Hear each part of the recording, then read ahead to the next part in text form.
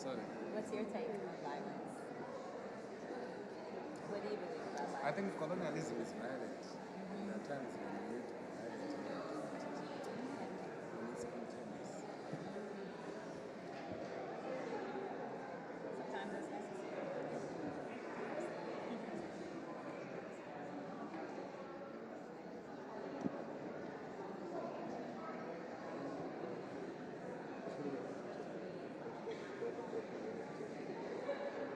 Yeah, she's more like the matron, the administrator, pastoral counseling. You can start anytime you choose to. So whenever you feel good, we're already rolling. All right, cool. We'll do another minute. Let's go.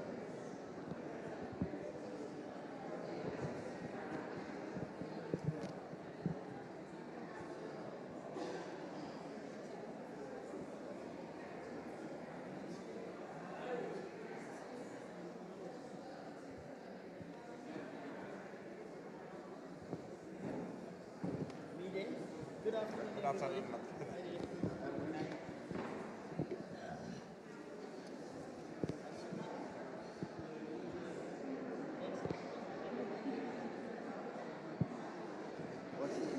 Yeah, yeah.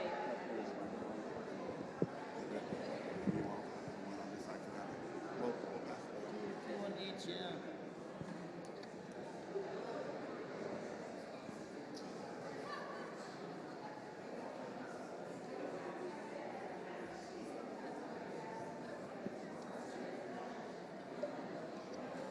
On display for the white people.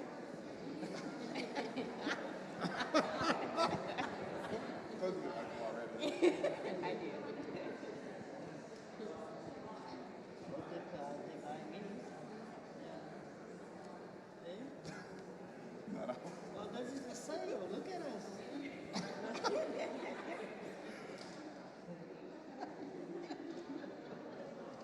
I'm just messing. You know, for sale. Hi and good afternoon. Hi and good afternoon. Good afternoon. I understand lunch was cool and the fellowship. It's really good to be back here to see everyone, for all of you coming to this session today. I think it's been a really rich and powerful day from what I have experienced, and hopefully you have too. We began this morning in worship talking about praxis, merging theory and practice. So the Alliance of Baptists has been on a long journey to decolonize our own relationships with missions, and we changed what we called missions a long time ago. We changed it to partnerships. And some of this conversation, as we continue to live into this reality, this endeavor, this effort, requires engagement then with our partners. And we have been blessed and are fortunate to be joined by some of our partners all throughout this weekend. Partners from Zimbabwe, from Cuba, from the Republic of Georgia, from Mexico, from Brazil, from South Africa, future partners. And so what we want to do this afternoon is to take time to have a conversation, to say, all right, so we've worshiped, we've talked about some of the theoretical aspects of this. Now, how do we localize it? How do we deepen it? How do we particularize it? So I'm joined on this platform by a few of our partners and friends to have this conversation. My colleague and friend, Reverend Alexis Tardy, will help me to facilitate this conversation. And for the next hour and 15 minutes, we want to spend some time learning, talking, discussing, imagining with our friends in particular from Zimbabwe and South Africa, and later Hamundo will join us from Brazil as well. So to my right is Muno, who serves as the principal of the Zimbabwe Baptist Theological Seminary. And we're really grateful to have you here, Muno. And to my left is Henrietta, who is a faculty member of the Zimbabwe Baptist Theological Seminary. Henrietta teaches Bible in Greek and Hebrew as well. Yes, Bible, Greek, and Hebrew, to provide some of your insights as well. And of course, we have, in many ways, the matriarch and mother of the seminary, our dear friend, Hermina. We're really grateful, Hermina, for your presence here as well.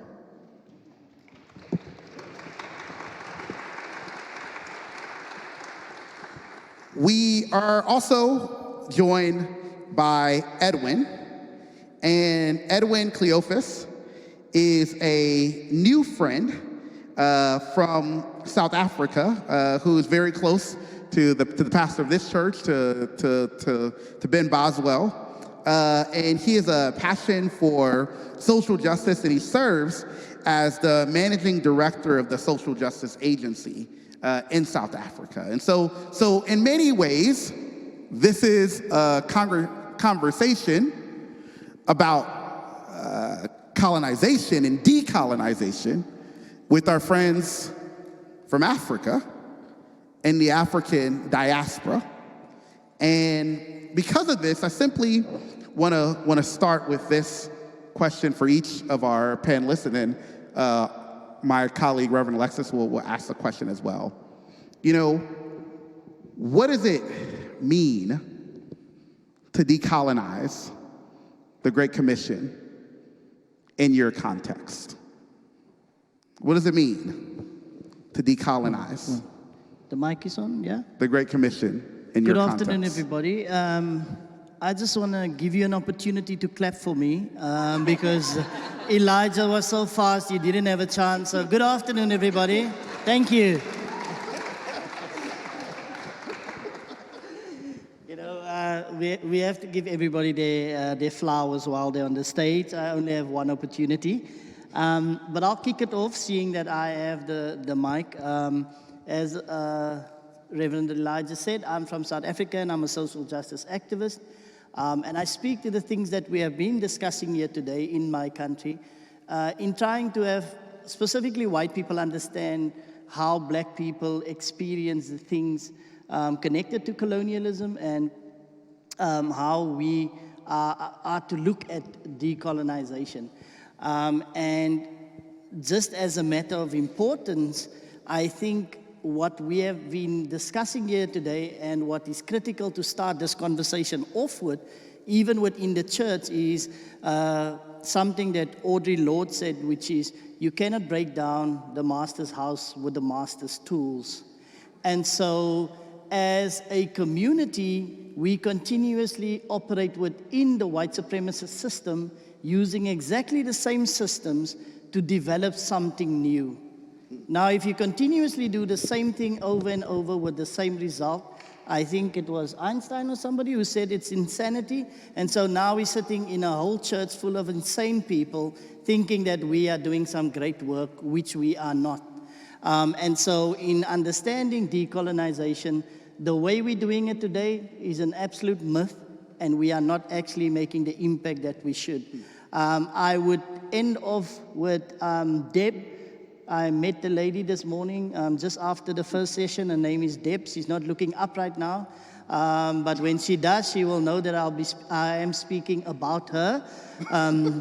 Deb, when you look away from your phone, yeah, I'm talking about you. Thank you. Hi. I'm making you famous and you don't even know about it.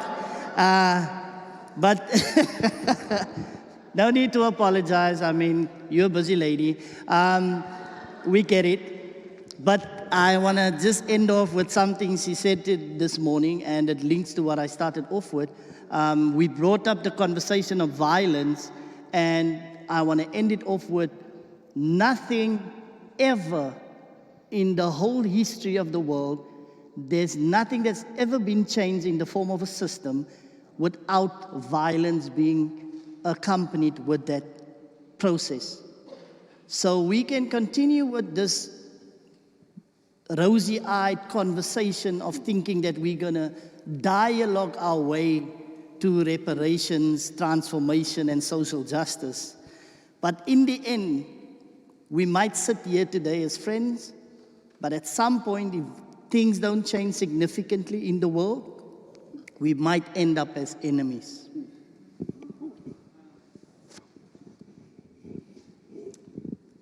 Okay, I am Henrietta.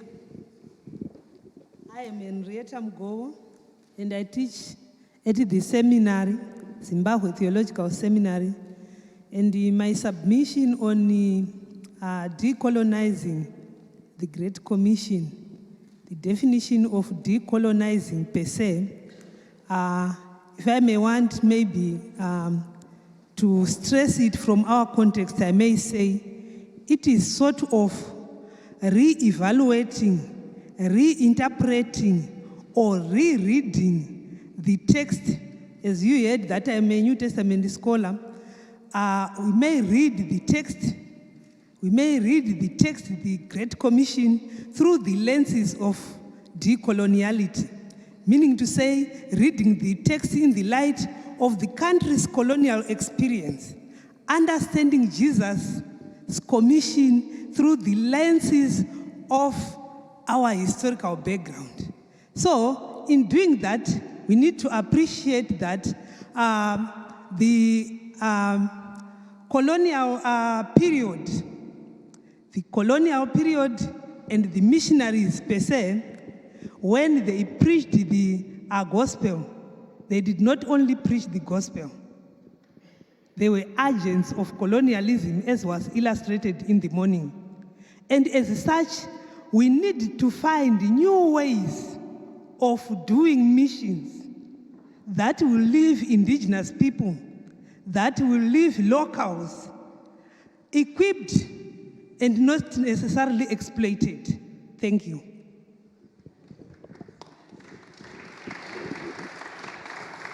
Thank you very much.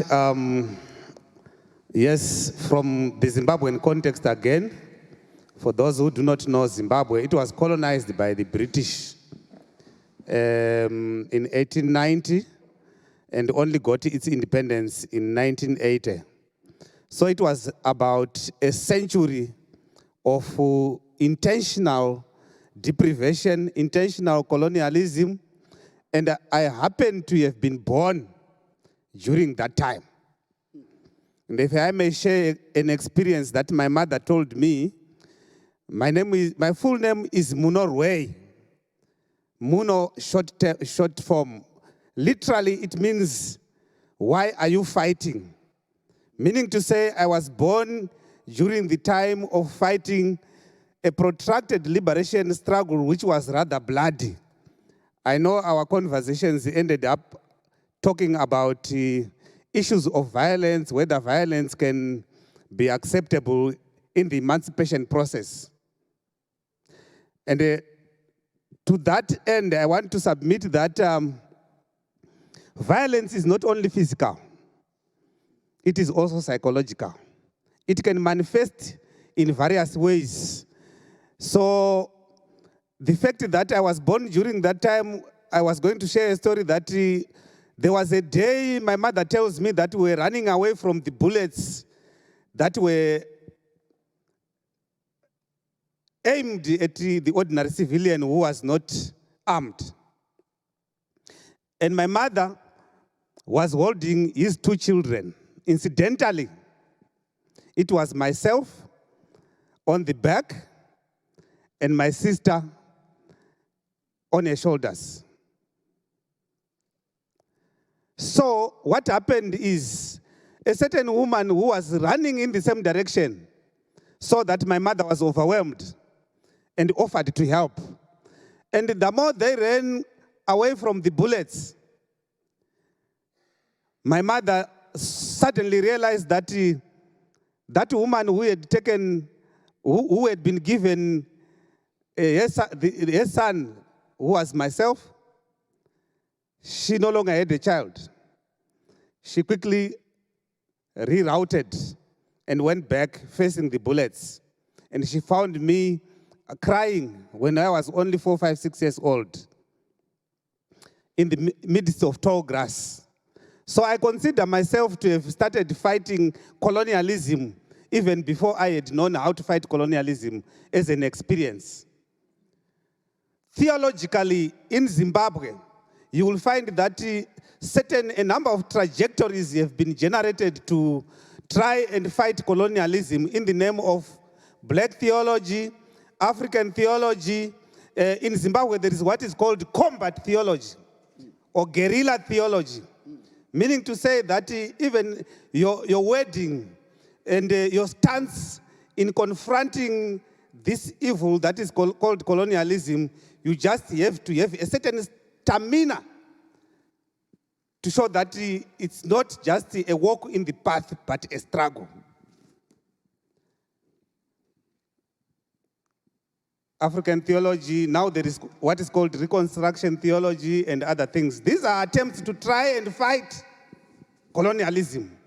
But in the same discourse, what you will find is that when we are fighting our own struggle, our compatriots, our partners who are, in our context, the Southern Baptist missionaries, they tend to want to dictate the pace, the parameters, and the contours through which that struggle should be fought. To know what is best for us. Our brother in his lecture indicated that the Bible actually was translated into vernacular languages to try and propagate the gospel and the Great Commission and things like that. But I will submit to you that knowing a language, or the language can be used as a purveyor, as a channel for colonialism. Knowing a language and understanding it are two different things. Because African terms are polysemic. They have many meanings. So in order to appreciate the thought forms, categories, and symbols, there is need to interrogate these languages further. So let me end by sharing the fact that one of the strategies that was used by missionaries to recolonialize or to colonialize Africa was to look at their culture and religion in bad terms. Fetishism, juju, barbarism, primitive, and you name it. And they thought that they'd won the game. But today, as much as people have embraced Christianity, one of the things that you will realize is that people are yearning to go back to their religion, what I call re-traditionalization of Africa. And I will give an example, particularly with regards to the medical field. One friend, I think she's late now, the South African journalist, Heidi Holland, said that nurses and doctors in many African countries, Zimbabwe included, when they fall sick, they go to hospital and also consult African traditional healers, the Nganga, or what you would call the witch doctor. And I think it's a misnomer. Definitely. Because they know that as they were treating these patients using scientific drug therapy, behind the scenes, relatives of the patient would sneak with African traditional herbs. So when they fall sick, they don't know whether the healing that took place or the cure that took place was a result of scientific drug therapy or African traditional medicine. So you will see that there is a fight which is coming to respond to colonialism, either overtly or covertly. Let me end there before and leave others also to give their own submissions. Thank you.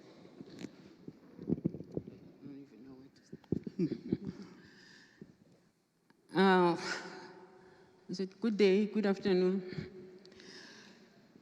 I would like to say something about my experience of colonization. Being a South African, born in South Africa, you're humble, and grew up during apartheid system. It was not easy.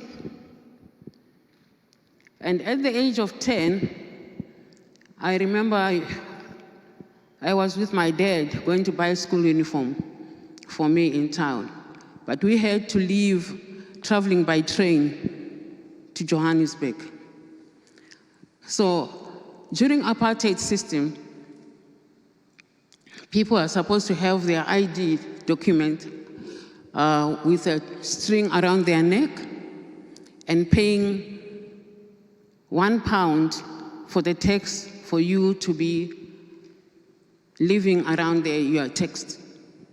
So I was with my dad and he was arrested for not paying. He had his ID around his neck, but he didn't pay the £2. That's the reason why he was arrested. And I was with him there and he was locked behind bars. And I didn't know how to go home because we traveled by train. But during that time, there were some people and who were beaten and they stayed there, and I was helped by some of these people who were arrested, but they were from another country, but they were arrested in Johannesburg, who said, let's pay for him the pound so that he can take the child back home.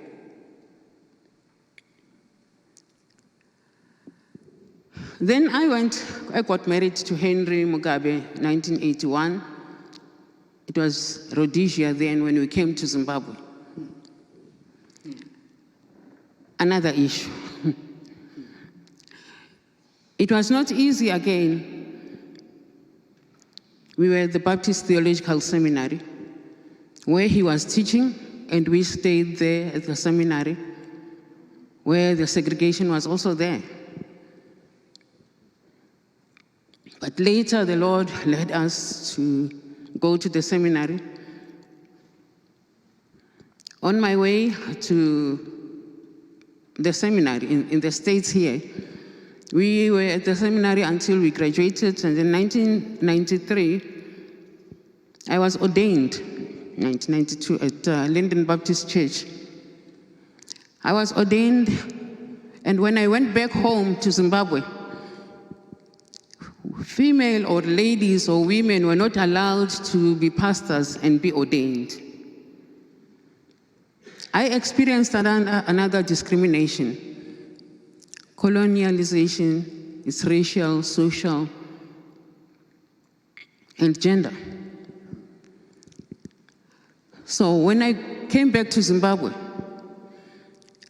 under the leadership of Christianity Southern Baptist, and the Baptist Convention was not allowing women to be pastors and be ordained. And there I was, and Henry was saying that, no, let's go, be ordained, and let's go, we are going to serve the Lord. It doesn't matter. And at that time I was told that you are not going to stand behind our pulpits. This pulpit. I was not going to stand behind the pulpit and preach the so-called gospel. It is despite the fact that they said, go ye therefore. And I was excited because I was going therefore to spread the gospel. But not knowing that I was not allowed to stand behind the pulpit, I said, no, I can preach under the tree. I can preach anywhere. I can preach on the streets. But I was going to share the love of God I was going to share and decolonize other people and so that they can experience God's love, care, freedom, acceptance. I went to Zimbabwe. It was hard for me to be the pastor. I said, no, I can do it anyway. And I did. I went for nursing. I went back to the hospital. I prayed at the hospital with the patients, and the Lord was doing miracles through my prayers, through my presence.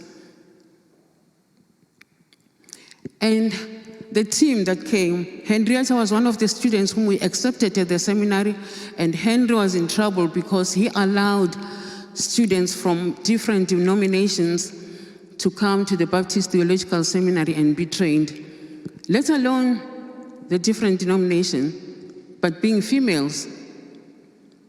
And also, he started theological seminary and wanted them to extend the education to a diploma, PhD, or any master's degree in theology and all other areas which were not included in that curriculum. And yet we didn't know that he was in trouble for doing that. And they graduated. They graduated, and I was part of the ordination council. And most of the pastors were not amused. The convention asked, why did they do that? Why did they allow her to do that?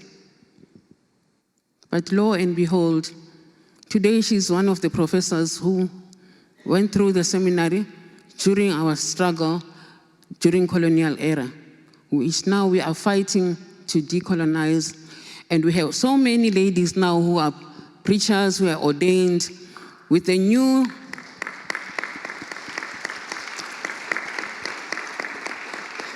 thank you, the new Zimbabwe Theological Seminary. And the African Baptist churches in Zimbabwe, which is a new union, which we started because we wanted to be inclusive. And thank you for your support and everything. I'm here because of your support, your prayers as partners. Thank you.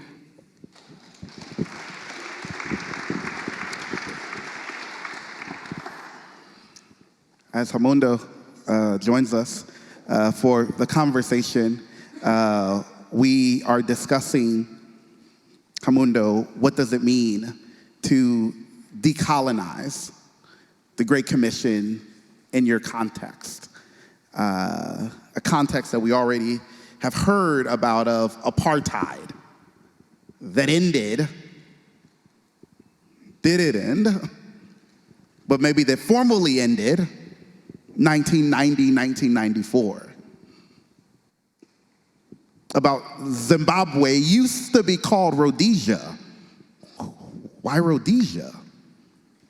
Who was Rhodes? And how are two countries named after this English man in Southern Africa? So we're wrestling with this question of what does it mean to decolonize in your context, representing the Alliance of Baptists of Brazil. So, good afternoon, everyone. This from the airport to the stage. It's a bum. No. But and with a good question, very important question, a question that I constantly ask my students. I'm representing the Alliance de Batistas do Brasil, but not coming from Brazil, representing those who couldn't come. President Camila Oliver, who should be the person here representing Brazil in a more legitimate way, because they are on the day-to-day struggle to decolonize the Great Commission, decolonize church, decolonize God, and much more. And many of you, I think, know the kind of work that they have been doing for 20 years. I was here with the Alliance almost 20 years ago to say that there was a small group of Baptists in Brazil, tiny minority,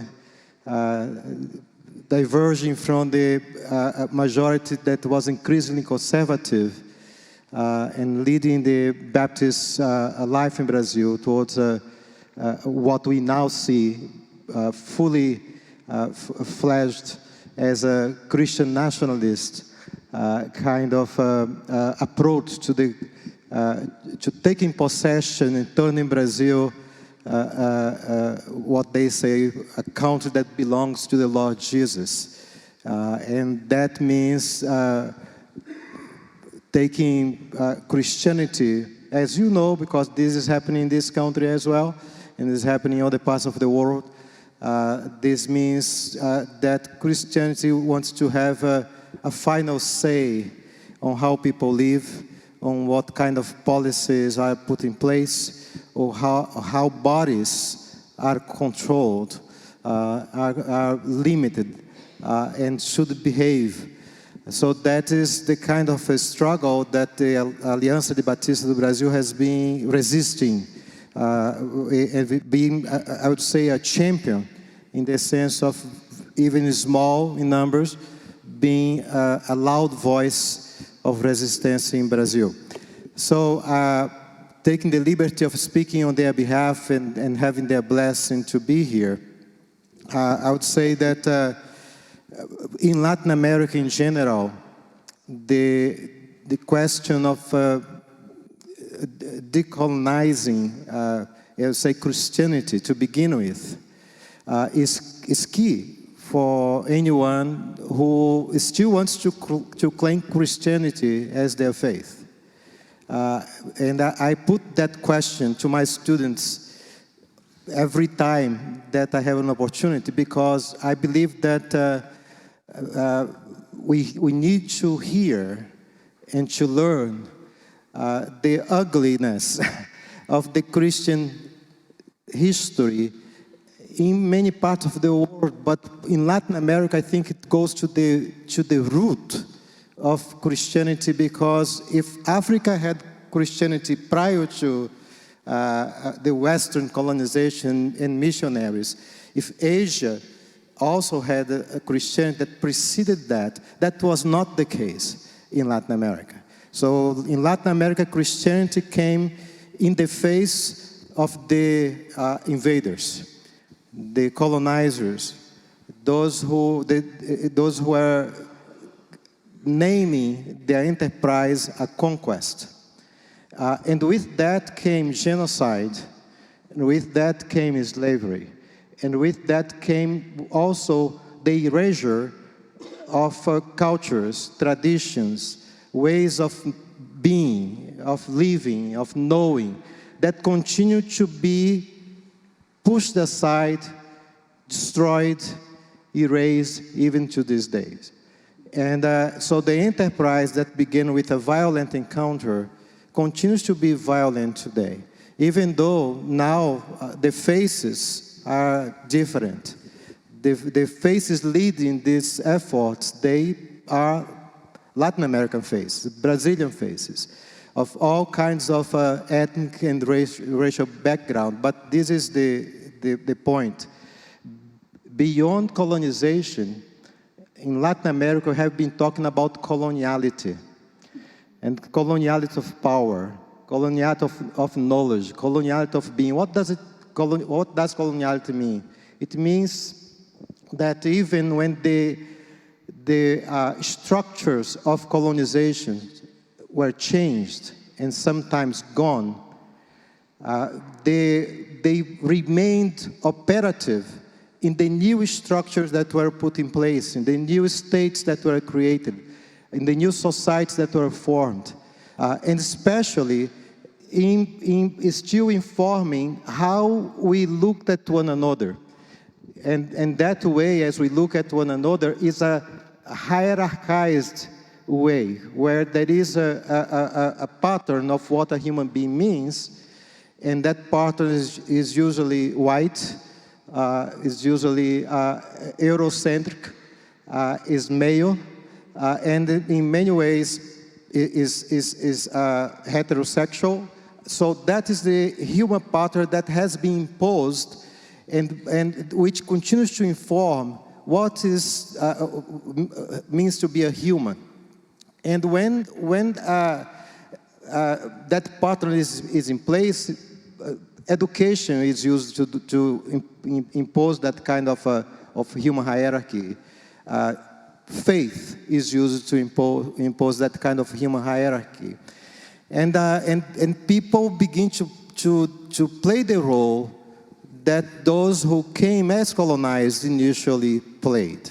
So to be a Christian in Latin America today means that you have to face that ugliness of the centrality and participation of Christianity in the colonial project, racialized, hierarchized, patriarchal project, and one has to make a choice. Can I still be a Christian, knowing this story?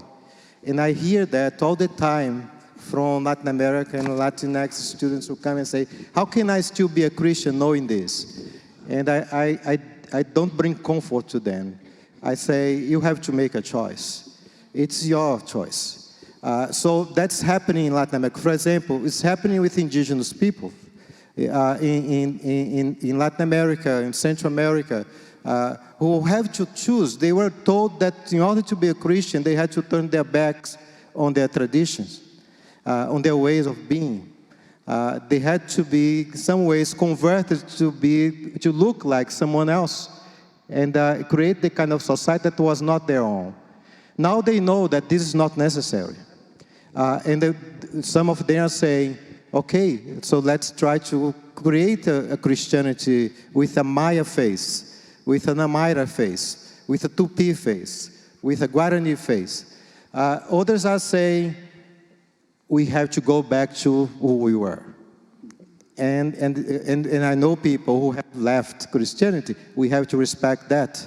And now, what's the call that we are faced with? The call is that we are not the ones any longer arranging the table for conversations.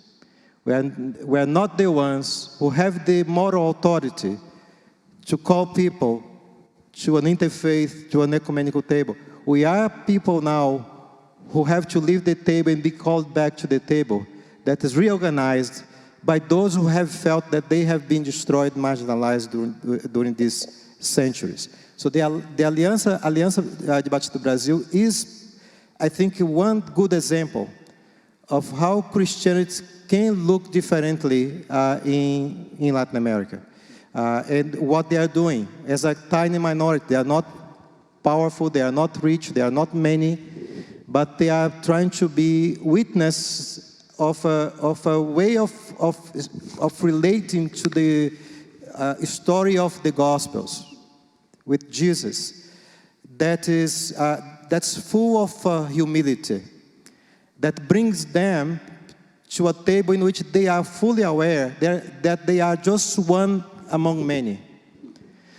But the many that they are surrounded with are especially those who have been oppressed, marginalized, erased, and they are joining those to continue to resist a powerful power structure that's still very much informed by that asymmetry of how humans relate to one another.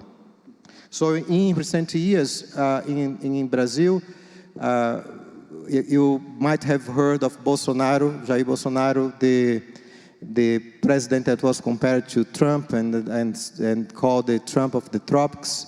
Bolsonaro is now an ex-president, but still has a lot of influence and power, and his base is mostly comprised of churches, conservative Catholics, and mainly evangelical and Pentecostal Baptists. The Brazilian Baptist Convention is strongly behind Bolsonaro.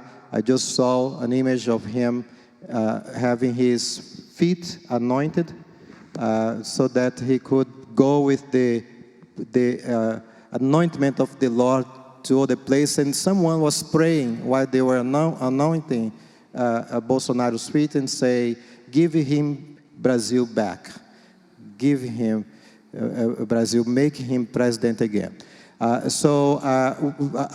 would say that our destinies, the destiny of the US and destiny of Brazil are intertwined. Whatever happens here this year will have impact in Brazil. We almost had a coup d'etat in Brazil last year. And the only reason why we didn't have that, I think one of the main reasons was that the fact that the US government, the Biden administration, didn't support it. And if we had a different kind of government, of administration in the US, I'm 100% sure that Brazil would be under an authoritarian regime, under possibly a dictatorship, because Bolsonaro has a close relationship with the military power of Brazil that governed Brazil as a dictatorial regime for 21 years in the 70s and 80s.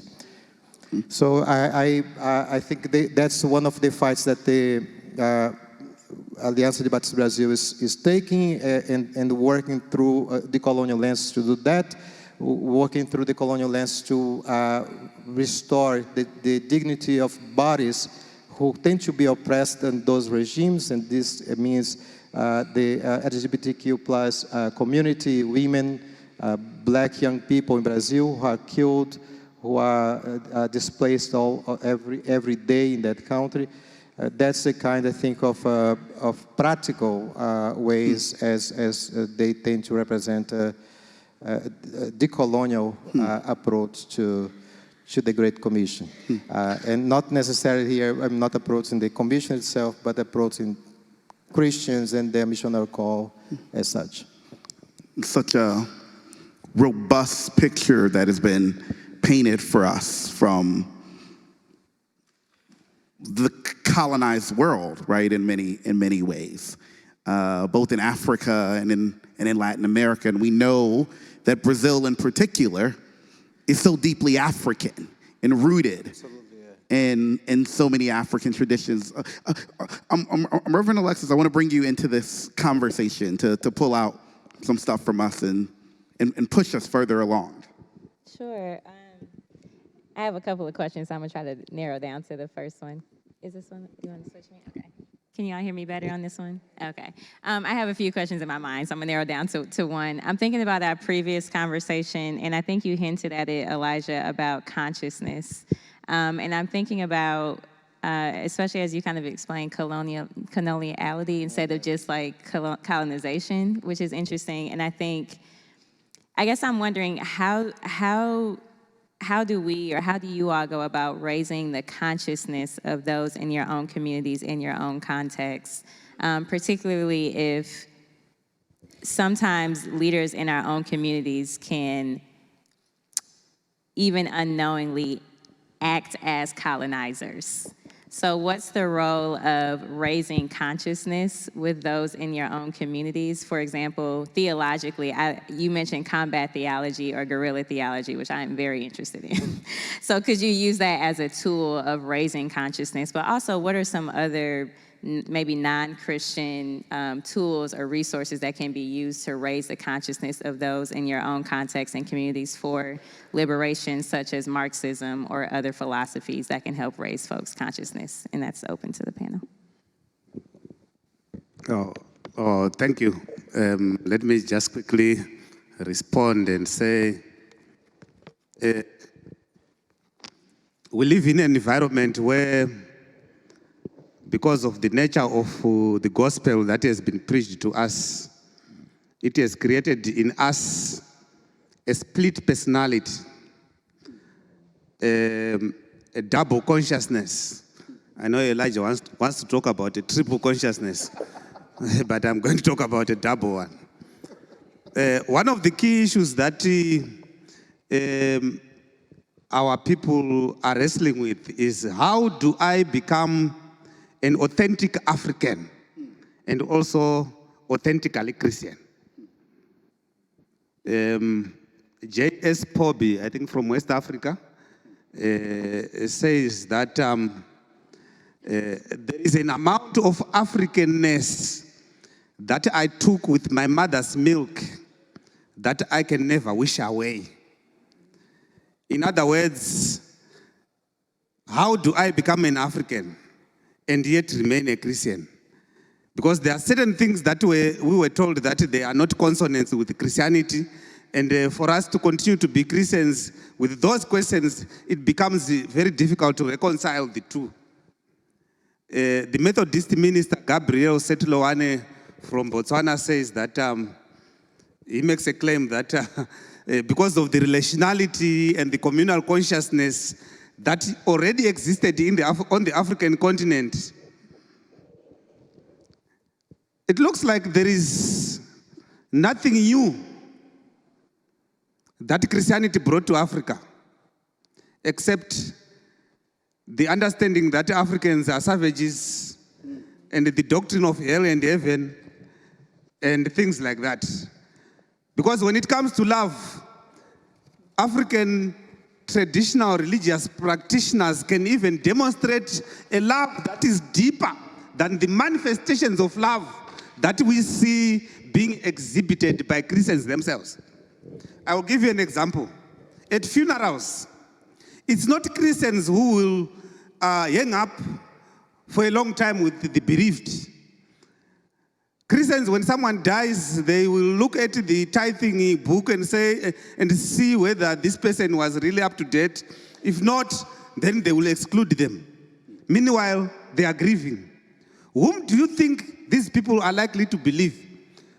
The relatives who stand and sit around with them for a long time than those who simply come with a timed program and say, we want to, it's as if when churches are demonstrating or practicing Christianity, they take it as a project rather than as a relationship that is ongoing and fundamental. So, responding to your question, I would say that split personality continues to exist, and until and unless we embrace the ethic of love demonstrated by Jesus and already inherent in the African traditional religious manifestations, then the Great Commission fulfillment will remain a pipe dream. Thank you.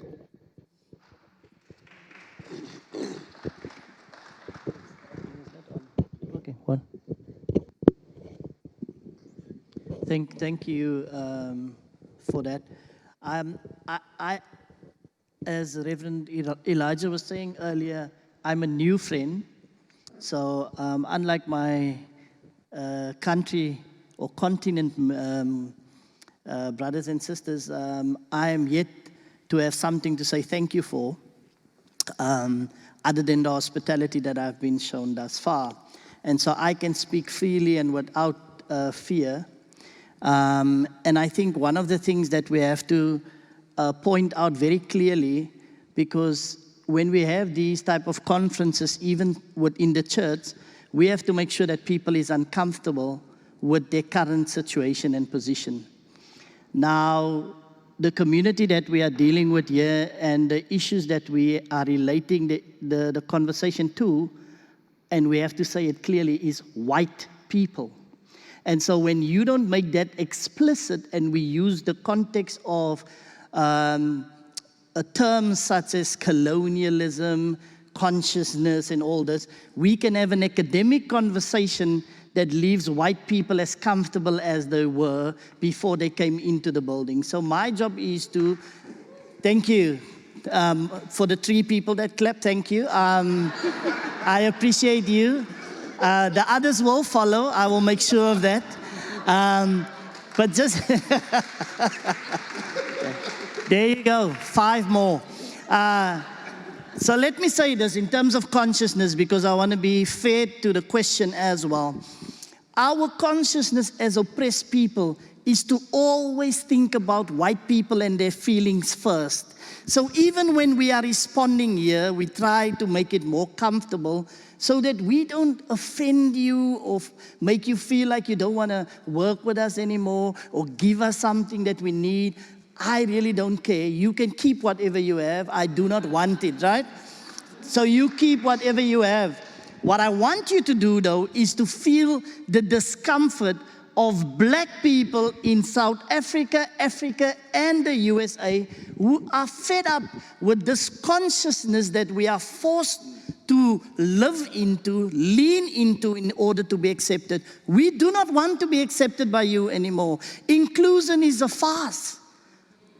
We don't want to be included. This idea that was shared this morning by Reverend Mia, where she was saying the piece about ownership, just help me a bit. She said something about individualism is ownership or something like that. I wrote it down. But I just want to say, I'm not afraid of ownership. I would like ownership. Ownership is a critical part of transformation. Why? Because ownership speaks to accountability. When white people own what they did, what their ancestors did, what they have become the inheritance of what they did, we get to a point where when we take ownership, we show up better as white people to transform the issues that we are talking about here. And that is critical for us in this situation. So leaning into the consciousness, I would love to leave us with a conscious of Steve Biko. Steve Biko is my countryman from South Africa. He fought in the struggle and died in the struggle. Now, if you're not willing to die in the struggle, then I don't really want to hear from you. I'm just honest about that, because unless you're going to give up some of who you are and what you have for the greater good, you're kind of worthless to most of us. I'm just saying that. That's my opinion, right? Steve Biko said the worst white person to deal with is a liberal white person. Should I say that again for the people in the back? Okay, there's no white liberals here today. Thank you, Lord. Let me say this. If you're going to commit to this project, to this process of transformation of social justice, please come willing to sacrifice your comforts, everything that you have inherited over many, many years that have been passed down, and be willing to be challenged so that your consciousness, when you leave, are one that is leaning heavily on the need to understand black people and their need to be heard in spaces like this.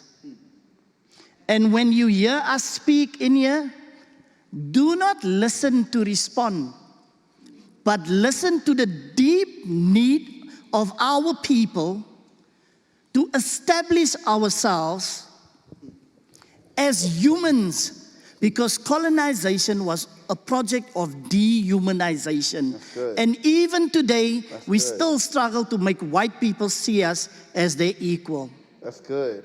And so I didn't credential myself today in order for you to listen to me. But in order for me to have been here on the stage, I had to do what you selected me to do by getting all the degrees to be here in the first place. Let you be the first ones to say, we don't need that to hear black people. All we need is 2 ears, and we need to listen. Good.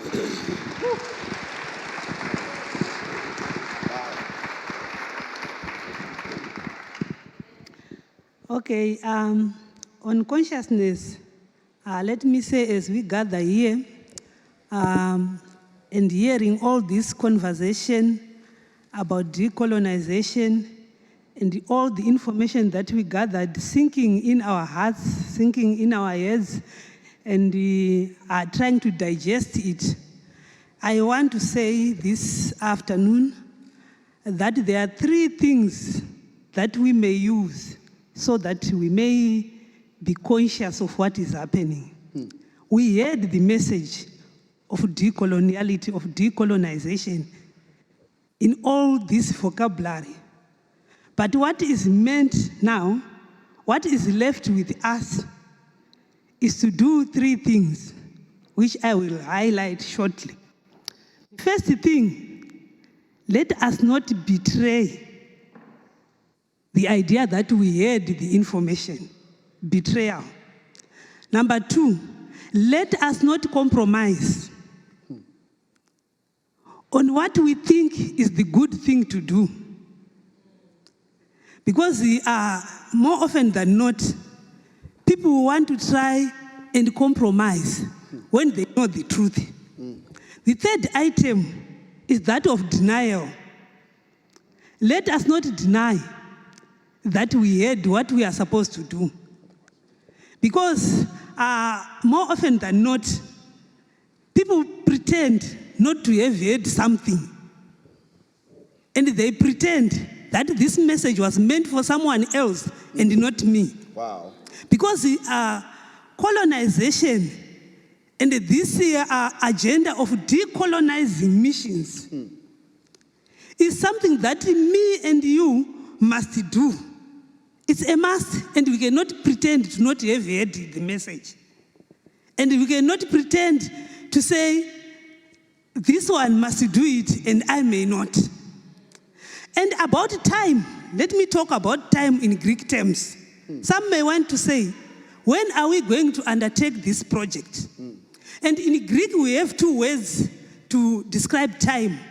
We have chronos, which is a graduated time when someone gets into the university and start for a degree, which must be finished in 3 years. You know that this is 2024, 2025, and 2026, you will graduate. That is what we call chronos time, calculated time. Do we have a calculated time to decolonize the Great Commission? No. If you have the time, or if you know the time, please help me know. But we have this other definition of time, which is referred to as kairos. Kairos, we may understand it in maybe terms like this. When I'm pregnant and I'm ready to go and deliver the baby at Claybank Hospital, and my bag is here, well packed, I may go into the toilet to relieve myself and come there holding a baby. When the time is ripe, something may happen unexpectedly. That is Kairos time. When it is time to decolonize the Great Commission, it is time. And we may not know it, we may not want it, but it is bound to happen. Believe me or not, this discourse, this theological discourse that we are undertaking here is not meant for nothing, but it will yield results in the near future, tomorrow, or 3 days from now. But what is needed is those 3 pillars. We must not deny, we must not compromise, and we must not betray.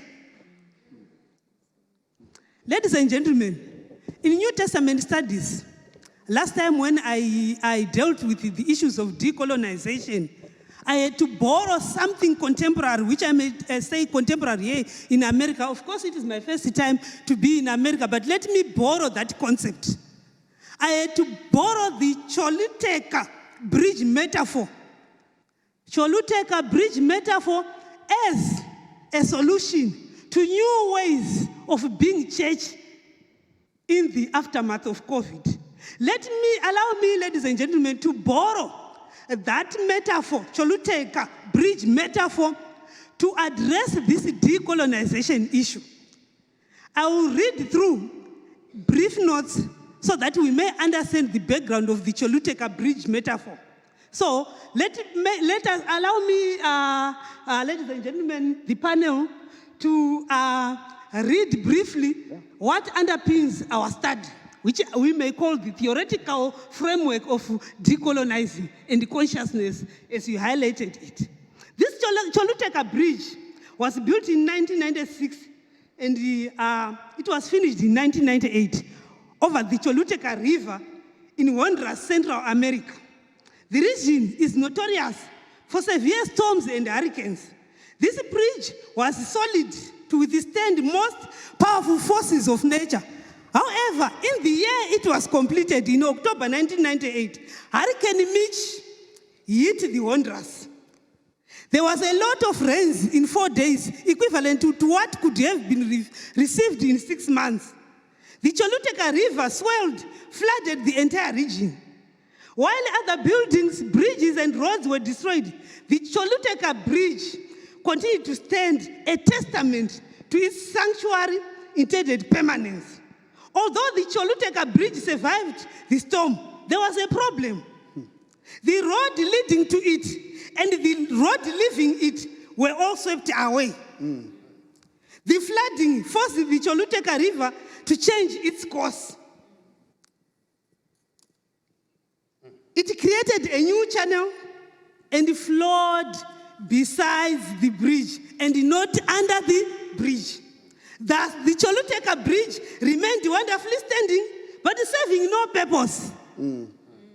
Ladies and gentlemen, the Choluteca Bridge remained standing, but serving no purpose. Choluteca River, after the storm, it was unfortunate that while the bridge was strong enough to serve the hurricane, but it became a bridge over no river. And without any river leading to it or drawing from it. Although it happened 24 years ago, the Choluteca Bridge is a terrific metaphor for what is happening to the church, what is happening to missions as lives of people and the world around them gets transformed by discourses such as decolonization and by methods such as post-colonial methods of understanding missions, as can be deduced from the Choluteca Bridge metaphor that I read about. The bridge survived unscathed. It remained the strong bridge that the river had moved, but the river had moved. The hurricane did not move. The hurricane did not change the bridge, but it moved the river, making the bridge over no river. Some of these things that we cling to, we will remain clinging to them, but without people. While many missionaries stick to traditional ways of propagating the Great Commission, Choluteca Bridge, they have never thought of the possibility that the followers, Choluteca River, could sit here as we are, decolonizing what they really call missions and missional strategies. They invested a lot of money in building that Choluteca.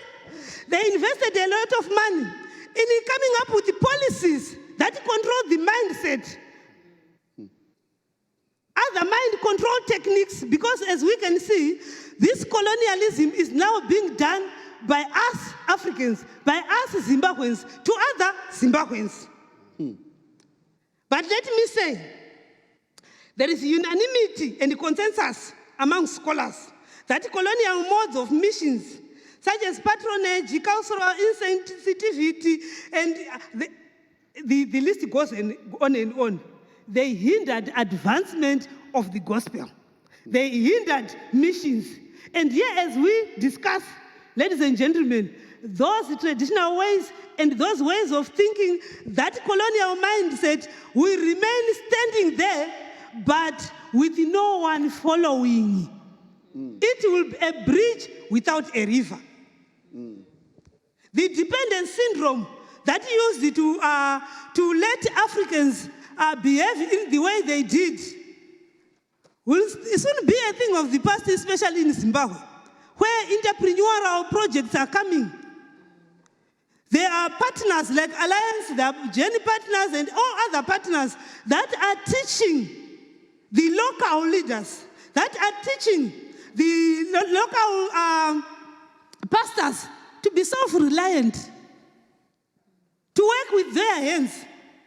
And how will you control someone who is now able to work with their hands? You can see gardens, greening, and everything. Ladies and gentlemen, let me say, we have heard the message, and we cannot continue. We need new ways of doing missions and run away from this bridge. So Choluteca will still remain, but the river changed the course.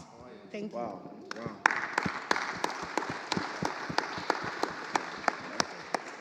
Yes, quickly. So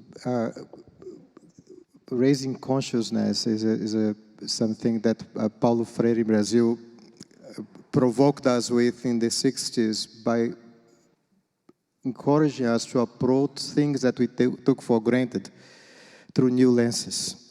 So one thing that I, for example, could question here is, why are you still using this Great Commission title to address this particular text of the Bible?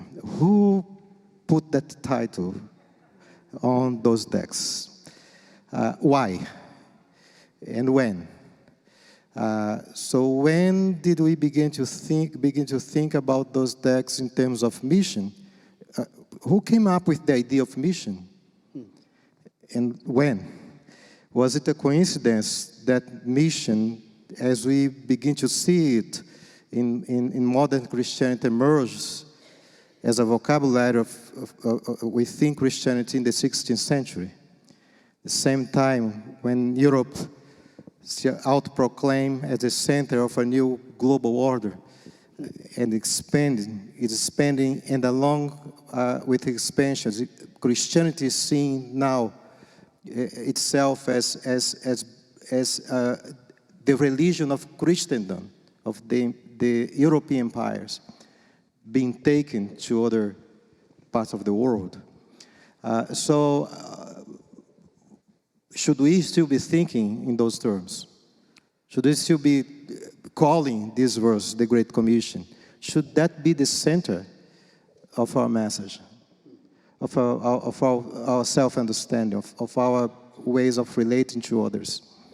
And even if we give value to those verses, is there anything about those verses that relate what, for example, we read in Matthew 28, the idea of making disciples with making Christians, with Christianizing others?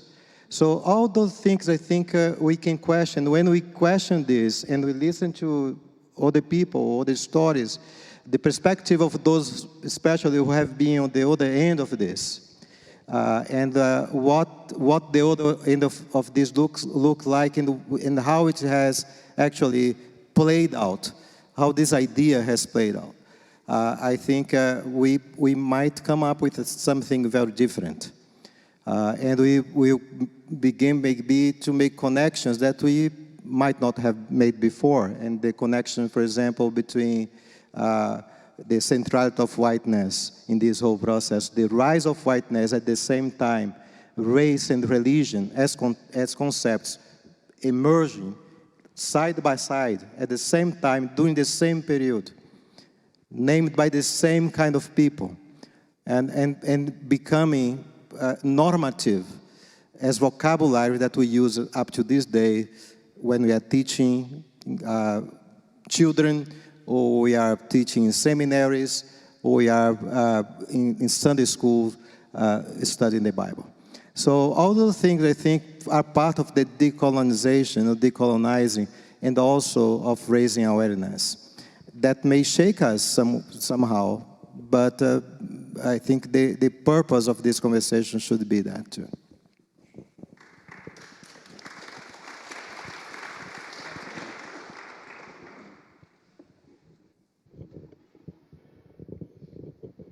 Thank you. Hello?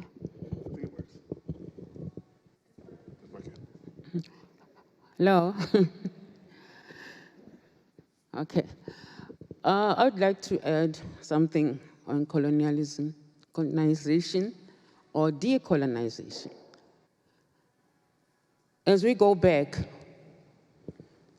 we should realize that the first will be the last, and the last will be the first. And also realizing that we are here because of love, care, perseverance, and we are all here because we want fairness and treating each other the way we would like to be treated. We have this African saying that I am because you are. And you are because I am. And saying it in Zulu, some of you will understand that. Umuntu, ngumuntu, ngabanye abantu. We all need each other. We all need each other. And we have to hold hands genuinely, not hold my hand, then the next thing you go there, you sanitize because you've touched me. Like the Pope. Yes. But we hold hands and feel his hands are cold. He needs me to warm his hands. He's hungry. I'll feed him. But I'm not going to go around and boast that you look at him, I'm the one who did this, because he's suffering, he's poor, he's in need. But we have to go back genuinely, and people should see, starting from the church, going to the seminary, going to our village, because we are the product of colonialization. And we also treat other people in that manner because we thought it was normal. And also those people thought it was normal.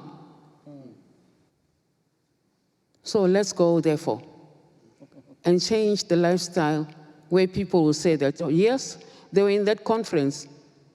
Look at them. They've changed. They're touching me. They accept me. We go hand in hand because of the same Jesus Christ who showed love. And therefore, we are, and I am, because you are. Thank you.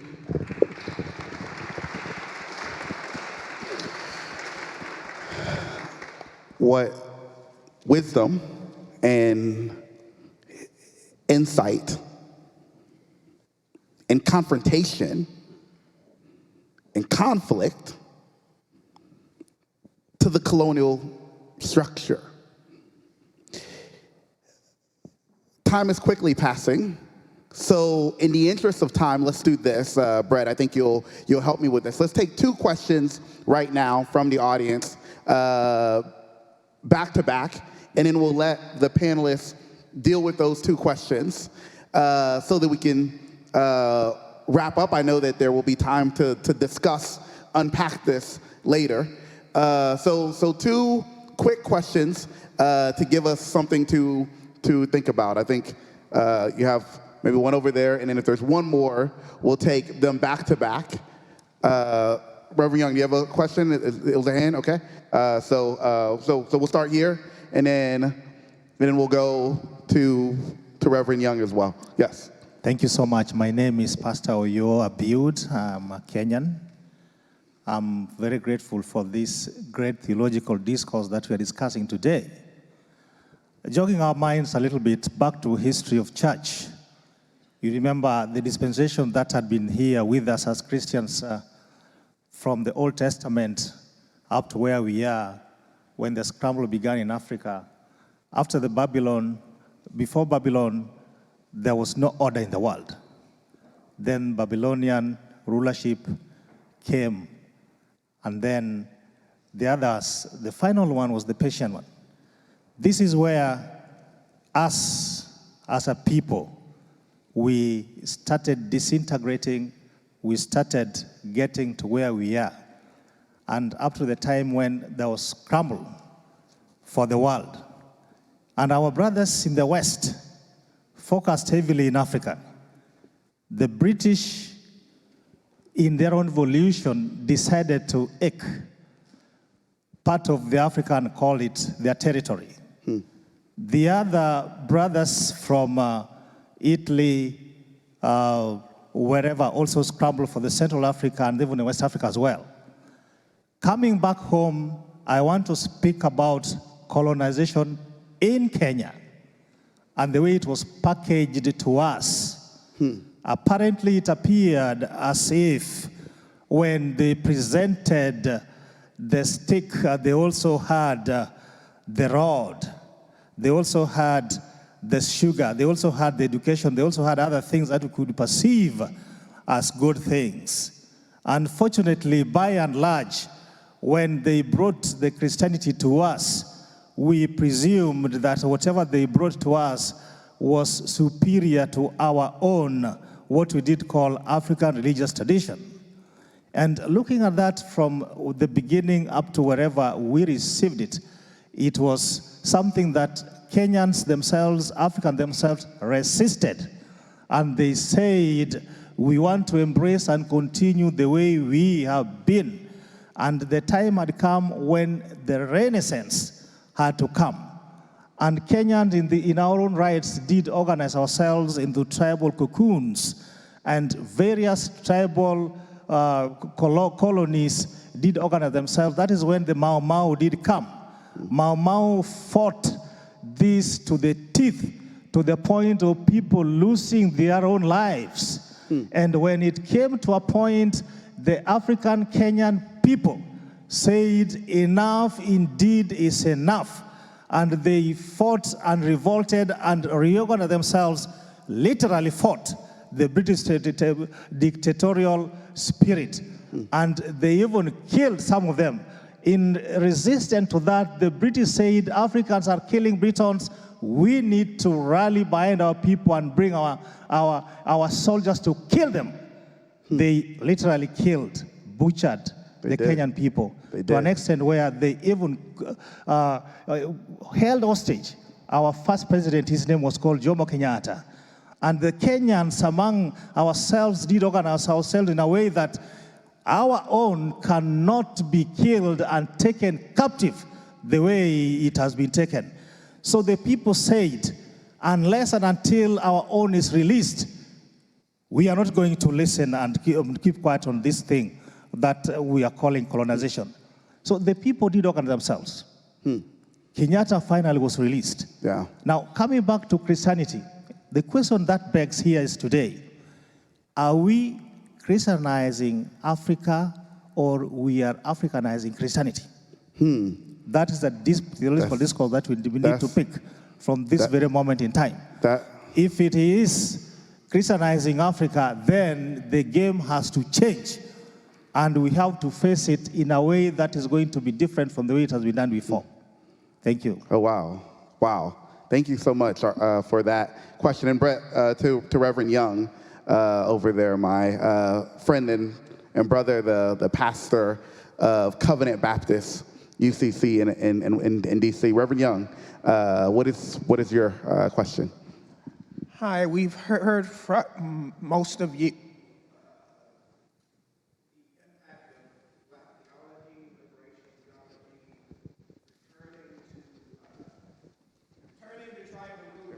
Returning to indigenous roots as the path to decolonization. And I'm thinking now about young people. In this country, of course, you know, we're mourning. The church is grieving over the church decline, the lack of young people, Generation X, millennials in the church. So my question is, how has the process of decolonization in your context been reaching out to young people? Have they responded? And is this decolonization, decolonized Christianity, is it attracting them or is it repelling them?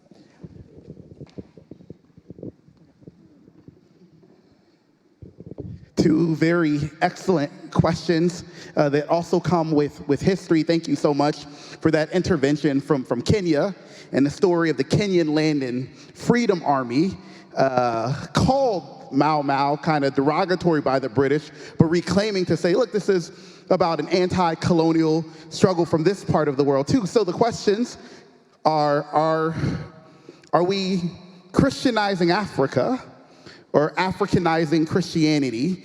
And is the decolonization struggle, is it impacting young people in the context? So we'll wrestle with those two questions, maybe one or two responses to each, and then we'll wrap up.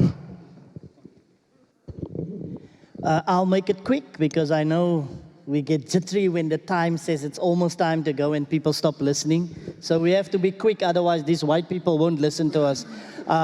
Let's start there, right? So yes, my brother, we need to Africanize Christianity. That's what we're supposed to be doing, because the other way around means that we are oppressed and we are oppressing our own people. And we've seen that in the traditional church.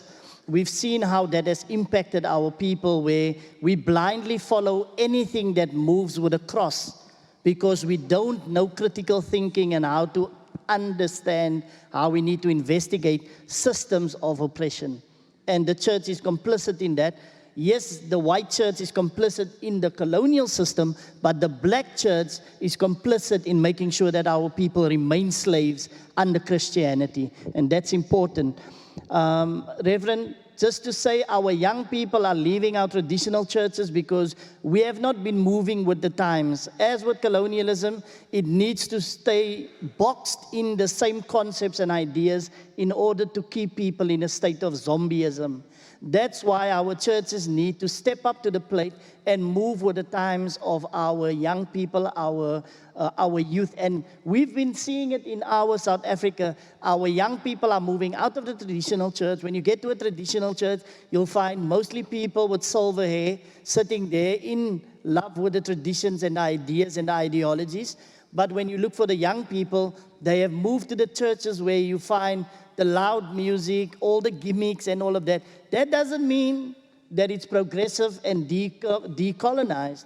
It just means it's more fun to go over there than to go over here. So we have to find the magic in between, keeping our youth, because one of the things that have disappeared completely from our churches is that we do not empower our youth with the deep-rooted knowledge of where we come from as a people in terms of our history, and where Afrofuturistic behavior should determine them taking ownership of their own country based off the destabilization of colonialism.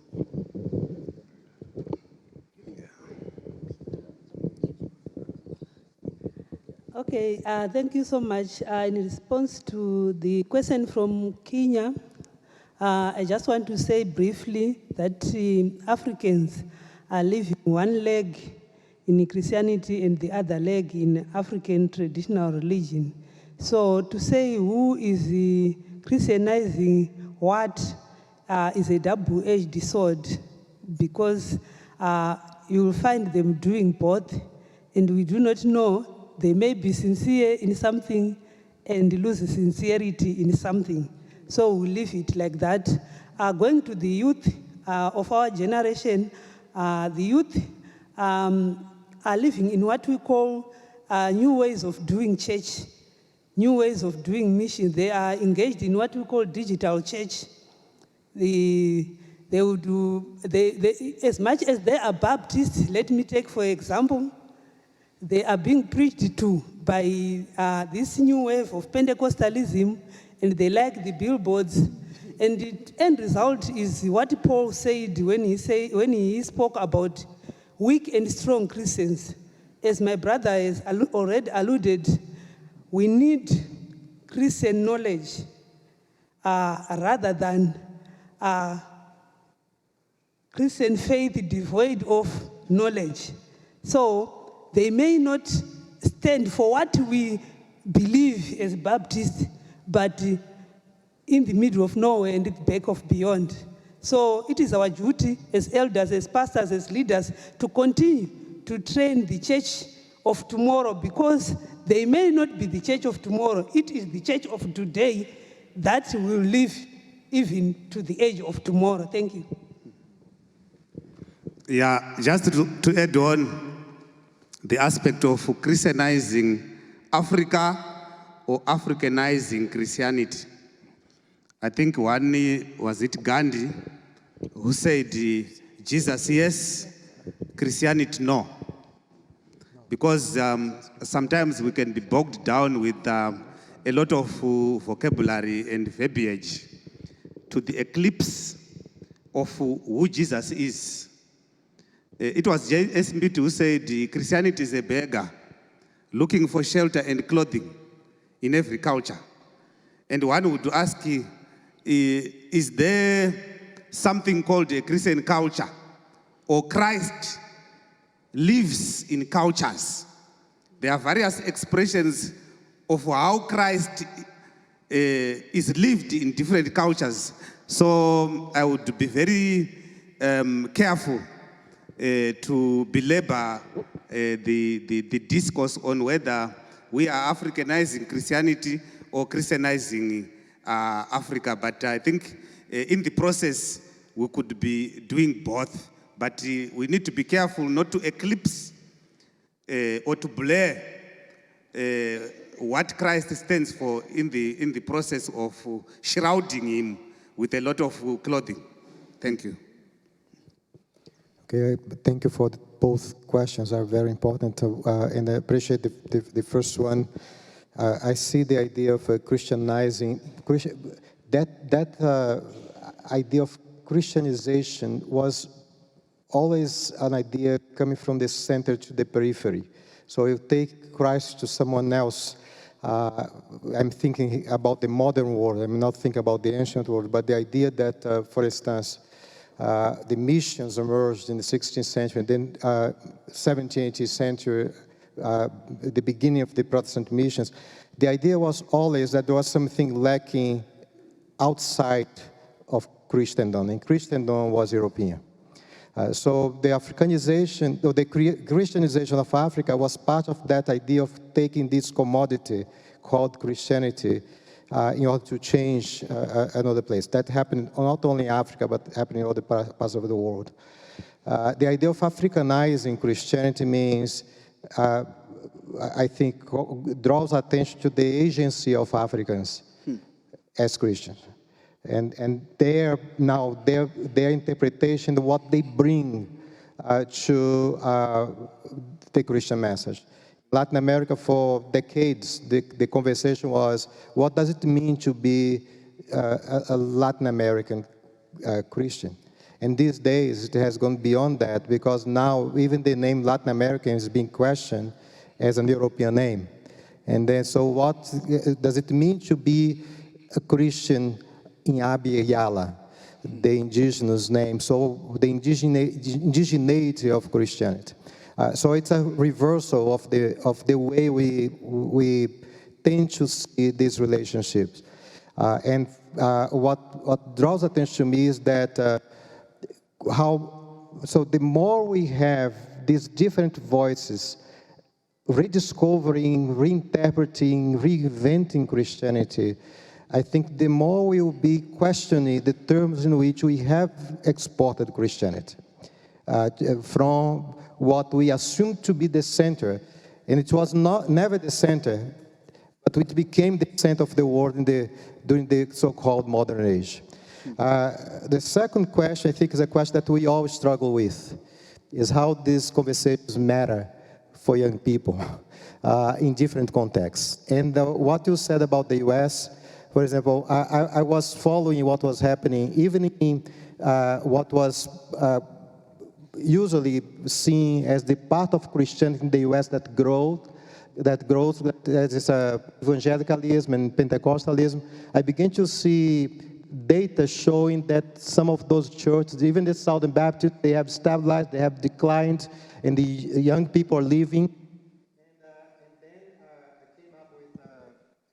I came across what happened with the 2016 election. How many young people have left this church, the ex-evangelical movement, and so forth. So I began to ask, is this also happening elsewhere? And I paired with a colleague from Brazil, a sociologist from Brazil, and we began to see that the same is happening in Brazil, not at the same proportion. Here, I think there are 28% of the Americans now are claiming no-religious affiliation. Many of them are younger Americans.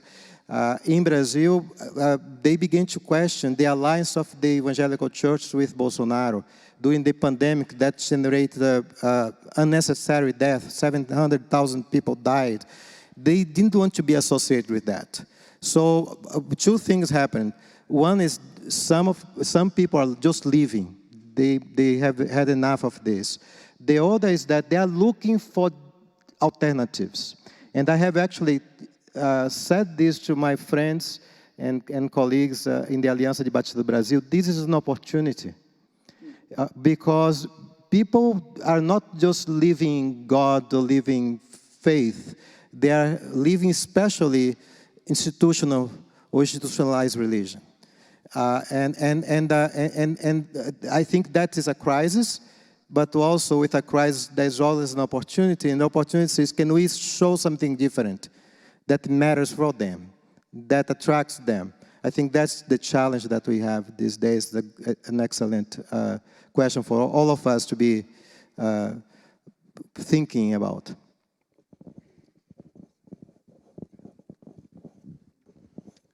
So we thank you for the questions, and we thank you for the brilliant, insightful responses to get us thinking further on this journey. As Stephanie comes to give the announcements in the tradition of Africa and Africans in our epistemology, I have to give the last word to our mother.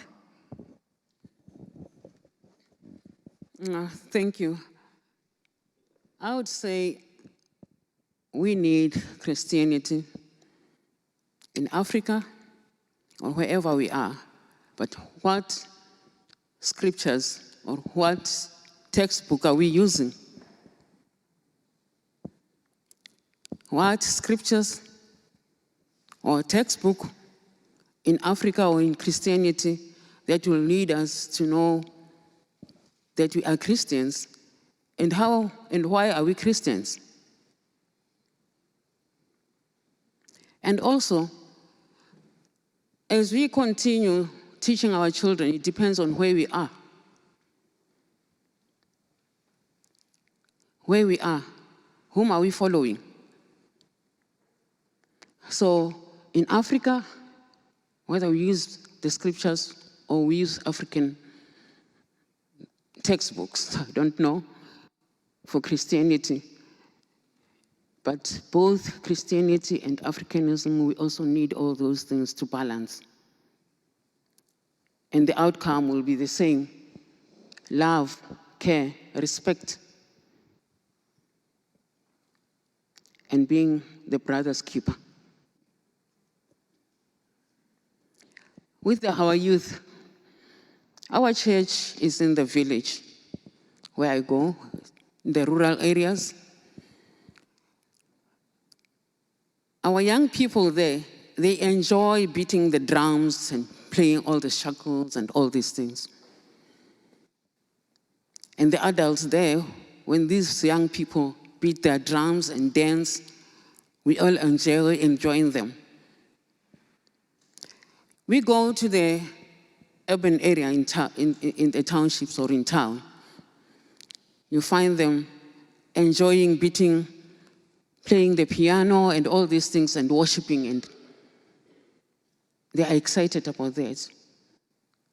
So in one way or the other, we have to balance depending on where they are and what makes them come to the church. They love and accept them and understand them. And don't beat about the bush when they ask questions and pretend to be who you are not. Thank you.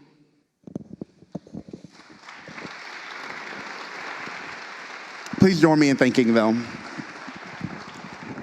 Thank you.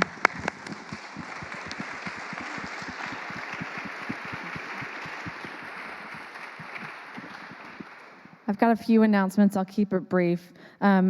We have the morning embodiment practice tomorrow morning at 7:30 a.m. I know that's early for a few of you, but I hear it's a very meaningful experience. So if you want to make your way there in the morning, it's in 261. Park Road Books will be here tomorrow to sell books. They will have Mitri's book, and they will have several other books of folks in this room as well. So you'll want to make your way over there tomorrow. That will be in the Heaton Hall foyer as well. I sometimes have come to these gatherings and haven't known a lot of people. If that's you today, go over to Heaton Hall foyer after this. see who's hanging out. People might want to grab dinner with you, and you might be able to connect with people over there. It's a good way for you to kind of meet new folks, or if you're just a couple of people who would welcome a tag-along, go over there, hang out for a little bit and see if you can make a new friend, invite them to dinner. And then after that, usually in the hotel lobby, later in the evening, people might be having a beverage or two. So you can make your way down there and hang out, and I'm sure you'll meet a friend down there. The exhibit hall wraps all the way around that building, so make sure you go see all the exhibits. I've got 2 announcements from people. Jason Smith, a former colleague, now with BPFNA. Thanks, Stephanie. Really quickly, Jason Smith with the Baptist Peace Fellowship. Tonight, everyone here is invited to join us for a special reception honoring the peacemakers who are a part of the decolonizing work at the Fraternity of Baptist Churches of Cuba. Tonight at 6 p.m. at the Auto Pour Wine Bar, the Auto Pour. I don't have a flyer to give you, so I'm giving you a acting out, little drama. There, Auto Pour, we're gonna be there at 6 p.m. It's a self-serve wine bar, and we're gonna honor the, like I said, our friends, our colleagues, pastors, and those who are a part of the Fraternity of Baptist Churches of Cuba. Join us tonight at 6 p.m. at Auto Pour. Also, join us for Peace Camp with the Baptist Peace Fellowship. This summer, we'll be at Mars Hill University in Mars Hill, North Carolina, July 15th through 19th. Join us at Peace Camp this year as we continue this work. Thanks, y'all. And tonight is 6 to 8, correct? 6 to 8 tonight? Okay. All right, and then Carol Blythe. So another announcement about Cuba, you'll hear from the Cuba churches tomorrow, but last Saturday, the Alliance of Baptists adopted a statement on Cuba on the state sponsors of terrorism list. That puts additional sanctions on Cuba in addition to the embargo. It was added by the Reagan administration in 1982, taken off in May of 2015 by the Obama-Biden administration, and unfortunately put back on by the next administration. I will not say his name, and that was done in December 2020 or January 2021. It was put on with flawed reasoning. They complained about Cuba not extraditing some Colombians who were there for peace talks that would have violated the protocols, so Cuba didn't do it, which was right. The effects on Cuba's people are horrible. It's caused all kinds of obstacles to delivering humanitarian aid. There's penalties from the Treasury Department. Banks and shipping companies over-comply because they don't want to get penalized. It's horrible. Entrepreneurial flourishing that happened after 2015 has ended. It's just been horrible. A 6-month review is required to get them taken off the list. And in our statement last Saturday that you all adopted, you said, therefore today, the Alliance of Baptists calls on the Biden administration to immediately remove Cuba from the state sponsor of terror list. The rationale for such relisting in January 2021 was flawed. That wrongful and immoral action has hurt the people of Cuba and must be reversed promptly. And so today, I'll tell you that I took 2 Cuban pastors to the State Department last Monday and to Capitol Hill on Tuesday and shared this statement. They lifted their voices and shared with the people, officials, what the situation is like and why it should be changed. And so today, I'm calling on you to lift your clear voices. Join your Cuban partners and lift your voices. And Carol Collins assured me that you all can do this. Go to whitehouse.gov and tell President Biden and his administration the original reasoning for putting them back on the list was flawed. It hurts the people of Cuba, and they should be taken off immediately. So lift your clear voice for justice.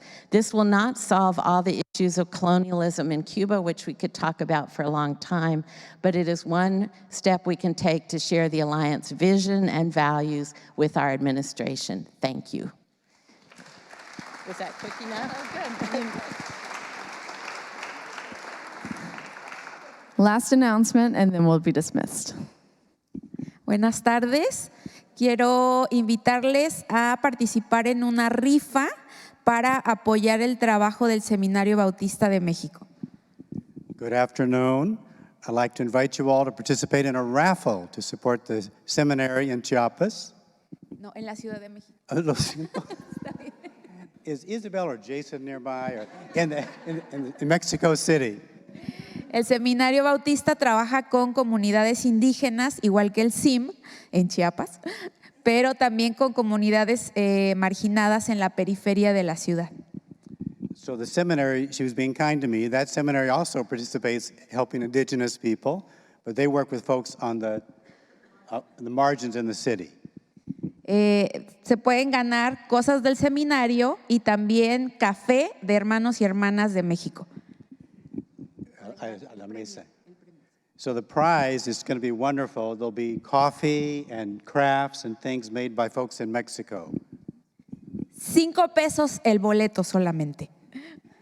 $5. Okay, so it's $5 for one ticket, meaning for 2 tickets, it'd be $10. All right?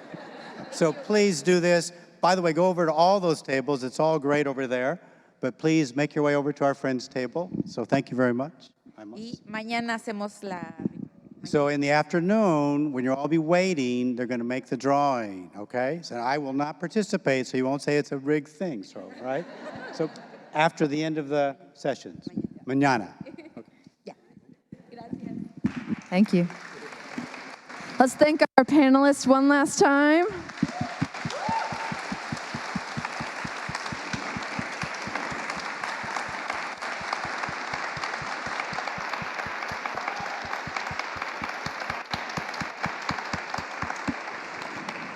And we'll see you all in the morning. Bye.